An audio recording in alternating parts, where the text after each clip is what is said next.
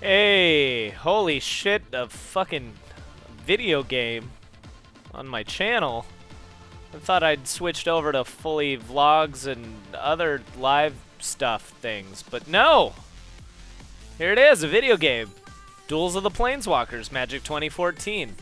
As some of you may or may not know, I am a pretty huge Magic fan. I've spent more money than I care to admit on all things Magic, including this thing, which has the diabolical addition to it of sealed deck, which is basically you get 6 boosters, kind of boosters, and then make the best deck you can out of it. So this is actually a format that I have played a lot. I play a regular Magic night with my friends, and we do limited in all the sets, so I actually have a decent amount of experience in this.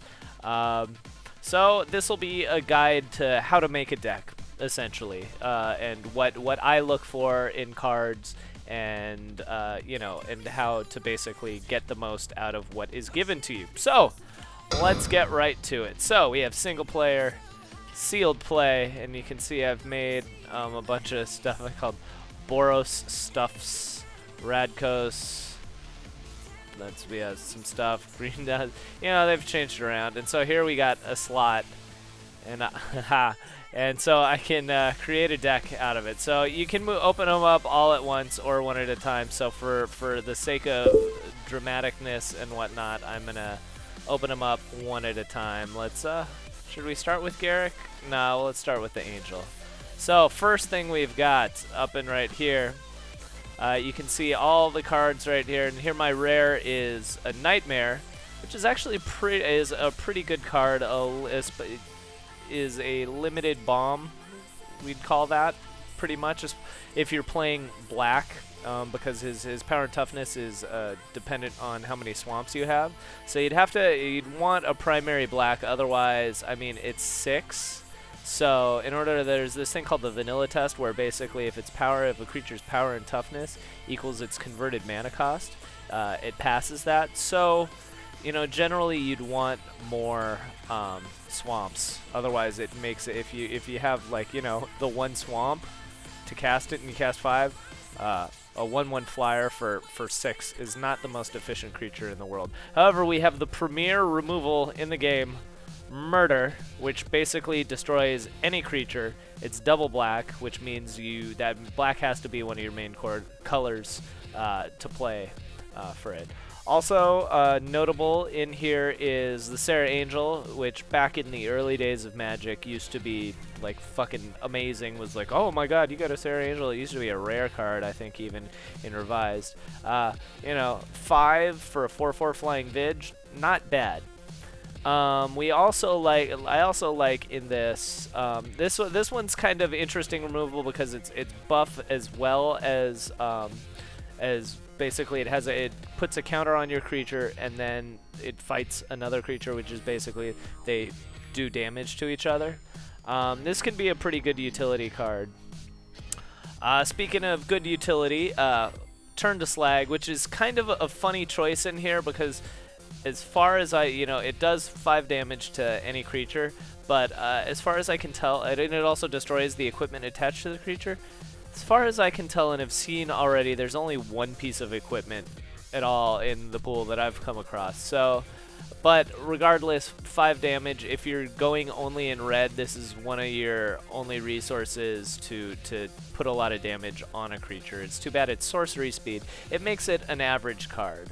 Tormented Soul is really good because he's unblockable and he's a 1-drop, so he gets out there really early. You can get a lot of hits on before, turn 3 is when Murder starts to become pretty viable. So, he gets at least 2 hits out on him, and I mean, depending on what kind of enchantments you have, you could put a Tricks of the Trade, you could put some enchantments on, and that's pretty good. Also, Gravedigger is cool because, you know, he's got graveyard recursion. So if you're forced to discard one of your bombs, or you know you wanna do a 1-for-1 trade with some creatures, it's good to be able to get kind of a 2-for-1 of bringing a creature back to your hand and getting a creature on there. Also kind of notable in here is the Striking Sliver gives First Strike. First Strike can be really big in red, where a lot of creatures have a lot of power, but no toughness. Unfortunately, this only works for slivers. But I mean, if you're gonna have a red-green sliver deck, that can be advantageous. Also, Stave Off is good combat trick. You know, if someone tries to put pacifism on your thing or tries to murder you, you can just get what that is. So right now, black is looking pretty strong. You know, Ravenous Rats aren't the greatest, but of the colors in this pack, black is looking really good with white in the rear. So let us move on to the next booster. I really want the rare to stay in color. Oh shit! An Inferno Titan. Now, Titans aren't in any rotation anymore, actually, other than Eternal formats, which basically have every card in them. But Titans are really good because they affect the board. They have a board. They affect the board immediately when they come into play. Inferno Titan. This is actually, I think, probably the first playable mythic I've gotten out of this. I've opened a lot of packs. Inferno Titan, when it enters, deals 3 damage. However you want. It's basically Chandra's Fury, or I think, yeah, or the Flames of the Firebrand. That's the one. So basically, Flames of the Firebrand, when it enters and whenever it attacks and it's fire breathing, 6/6 for 6. It is a bomb. That is looking pretty good for red for me right there. Also notable in here is Fairy Invaders. Really great. They're a combat trick, and also, I mean, you could cast it just as kind of shitty haste, I like to call it. So basically, since it has flash, you can cast it on your opponent's turn, and then basically it kind of fucks up their combat math. Let's say they're counting on you to have a certain amount of creatures to be able to attack, and generally blue doesn't have like that much haste on the board, so you can surprise them and, you know, sneak 3 damage in or force them to block this in order to get another creature in. So I like Fairy Invaders. Inferno Titan's fucking spectacular. I also like Divination. Card draw is always good. This is pretty efficient card draw. 2 cards for 2 colorless and a blue is a good deal. Even though it's at sorcery speed, sometimes you know, you get to turn 5, 6, people have emptied out their hands, and you know you don't have anything to worry about. You're like, well, what the fuck are they gonna cast? You know, having cards is important. I also like Switcheroo. Switcheroo is really good for if, you know, pacifism is pretty much since there's no like pathway or Swords to Plowshares as far as I can tell in these sealed pools. Switcheroo is actually a really good way to deal with pacifism, with just basically if you have a gimped creature on your side, or even hell, a tapped. If you have a tapped creature and they have an untapped creature, switch it around. Use it to change up their combat math.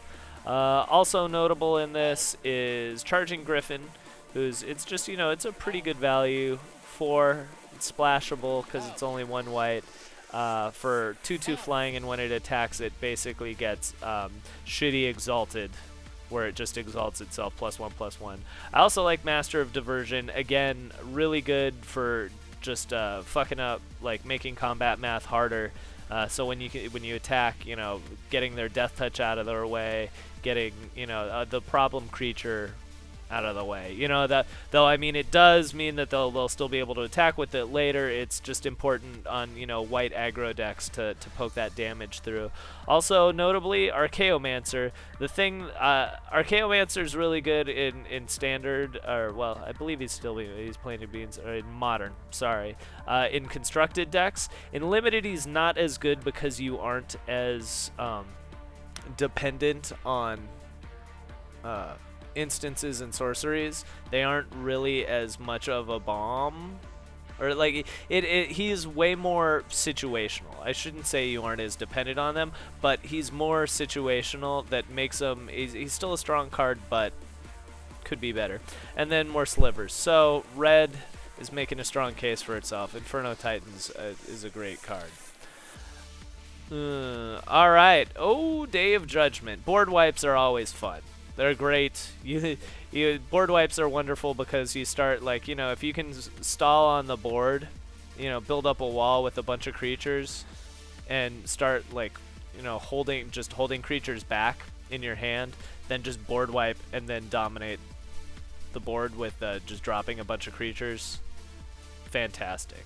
Again, murder is good, really good. It's the best removal there is. And then also the Blood Hunter Bat is great. 2/2 flying, which is evasion is huge, but the premier thing about him is, again, like the Inferno Titan, he affects the board immediately when he comes in. Well, he has an effect immediately when he hits the board.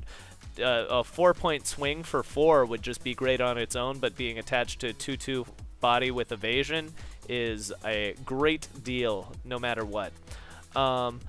Quick thing about the staffs, don't play with them. They're bad. Don't do it. Other than that, it's pretty mediocre towards what goal I was doing. All right, moving on. Next, something in color. And this pack is significantly less exciting. Shock and the Scroll Thief are the best cards in this. So Shock is really good because it's instant speed and it's 2 damage. It's not as good as Lightning Bolt, which would be 1 for 3, but it's good against weenie decks, like aggressive decks, red decks with with creatures that have small butts. And it always gets picked to be main deck. You main deck it if you're running red. Quick thing about Voidstalker, I am not a huge fan of him. I mean, 1/2 for a colorless and a blue for 2/1 is okay. This creature would be a lot better if you didn't have to tap for it. If you could just do it. I mean, it's still an ability, so it runs instant speed, but it would be great if you were able to attack into someone with it, and then depending on how they block, drop it out. But as it stands, he's kind of, I mean, it's okay for stalling, but it doesn't really do too much to affect the board state. Now, right down here, we have a combo, sort of. Well, it's more synergy than combo. But we got the Scroll Thief, which is great because, again, like I said, drawing cards is huge. If you can draw cards, that's good value out of a card. And so this one is 2 and a blue for a 1/3. It's got a big butt on it, which is really good for early aggro. It can soak up a lot of damage and still survive. But you put the 2, you get a 3/3 unblockable that whenever it hits, you draw a card. Sounds pretty good to me. Terramorphic Expanse is fun if you're going to be running 3 colors. Generally, unless you're having really super awesome stuff, I would suggest against 3 colors. But I mean, honestly, with the deck that I got coming up right now, it's looking like I may do it. Right now I'm leaning blue, possibly white, definitely black. 2 murders is hard to pass up. All right. Ooh, man. Okay, here we go. More bombs. Okay. So, Spirit Mantle. Great card. +1/+1 and prot creatures. This, again, combos with the Scroll Thief. It basically, the protection from creatures makes him pretty much unblockable. Yeah, he has to be killed by a murder. Or something of the like. He needs to be hit by a spell in order to be dealt with, which is great. And also in sort of similar type combo, if you can drop Mark of the Vampire on him, all the better. 2/2 and lifelink for 4 is a pretty great deal. And before I'm kind of circling around like, Rampant Growth is great fixing. if you're going to be running 3-color, you know, you're probably going to be running green because you need rampant growth, because not only is it basically search, but it's acceleration too. So you've already dropped a land, and then you play rampant growth. Boom, you've done 2 and been able to pick exactly which one you want. Wind Reader Sphinx is 3/7 flying, so he's not that aggressive, but he's got a big butt on him, so he can act as a good blocker. However, the awesome thing about him is whenever a creature with flying attacks, you draw a card. So let's say you know, a lot of people when they play, it's their turn and they cast spells in their first main phase. Especially if you have this guy out, more often than not, you will not want to do that, because basically, let's say we have this trained Condor who has flying, 2/1 flying, who's also actually a great card, because whenever he attacks, this is before blockers or combat damage is doled out. Whenever he attacks, he gives flying to another creature, evasion, which is huge. But basically, as soon as he attacks, you draw a card. So again, falling on that card draw is king. If you have 3 guys attacking who all have flying, you're drawing 3 cards before anything happens. And then let's say, you know, you're untapped, they pull something out that, you know, they start murdering something, or you know, just do a combat trick. Who knows, in one of those 3 cards you may have pulled an unsummon to be able to pull your creature out before damage in order to save it, or you know, you may get a Mighty Leap or another combat trick in order to you know, kind of turn the tables, make them think the trap didn't work out so great. So yeah, I mean, I like that. However, blue still though seems a little weak on for a curve, but we'll get into the curve later. I'm liking black a lot more. That second bat was good, and a second nightmare. Interesting. Okay. Oh yep. And here it is, the one piece of equipment that I have seen. I haven't seen any other kind in here. Deadly Recluse, great card. Dominates board state early game. Stops, you know, it stops everything unless creatures have trample. It's an excellent chump block. So, all right, this is an interesting deck. I think I'm definitely gonna start with black as a base. Possibly black red, possibly black blue. I don't know. Let's get into it and see what we'd construct. And actually, so there's an interesting thing about this. I'm not feeling white, even though I sound very white. So for black blue, let's see what we'd get in black blue. Well, first of all, I know for a fact we're gonna go black and never go back. Tormented Soul, great early game. 2 nightmares, since black's gonna be my main color. Nightmare should be worth it. Ravenous Rats, good early game, actually surprisingly good late game if someone's holding on to a removal spell or whatnot that they're trying to use. Drop the rats, force them to ditch it. It's great when you can usually bet when someone has 3 cards in hand that at least one of those cards is going to be important, or well, you know, all 3 of them are going to be important hopefully, and you're going to fuck up their plans by dropping that. Murders, as many as you get, you put them in. The bats, fucking fantabulous. Mark of the Vampire, and a Gravedigger. Alright, so now we're sitting pretty good with 8 creatures and 11 cards in deck. I have 3 flyers. I have 4 of my 8 creatures are evasion. Actually, sorry, 6 of my 8 creatures are evasion. It's making a pretty strong case for adding that blue in, though we don't usually. Yeah. All right, so taking a look at blue. Harbor Serpent is pretty much useless. Love those fairy invaders. Here, let's start actually on the rare end. Yeah, we'll put the Wind Reader in right now, because 7, like, games do get to 7. Let's see with the Void Stalker. I like the switcheroo, but definitely Scroll Thieves. Condor is spectacular.